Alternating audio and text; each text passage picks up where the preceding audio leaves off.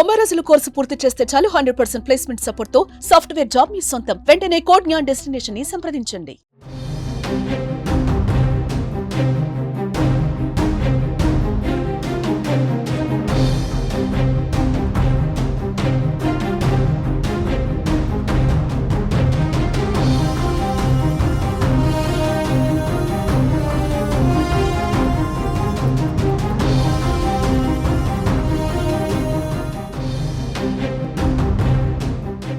BRS working president కేటీఆర్కు సుప్రీంకోర్టులో shock తగిలింది.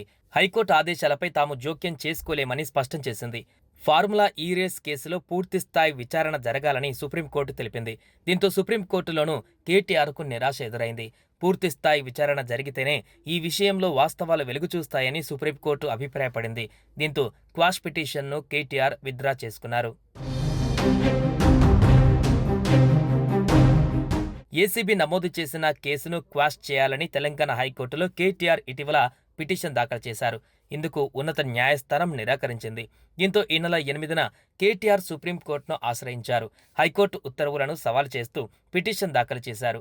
KTR petition పైన జస్టిస్ బేలా, ఎం త్రివేది, జస్టిస్ ప్రసన్న వర్లే ధర్మాసనం విచారణ జరిపింది. మరోవైపు కేటీఆర్ పిటిషన్ పైన ఎటువంటి నిర్ణయం తీసుకోవద్దంటూ తెలంగాణ ప్రభుత్వం సుప్రీంకోర్టులో కేవియేట్ దాఖలు చేసింది. ఇదిలా ఉంటే ఫార్ములా ఈ కార్ రేస్ కేసులో A1గా ఉన్న మాజీ మంత్రి కేటీఆర్ను ఈడీ అధికారులు గురువారం విచారించనున్నారు. ఈడీ ఆఫీసర్లు అడిగిన ప్రశ్నలకు ఆయన ఏం సమాధానం చెబుతారన్న దానిపైన ఉత్కంఠ నెలకొంది.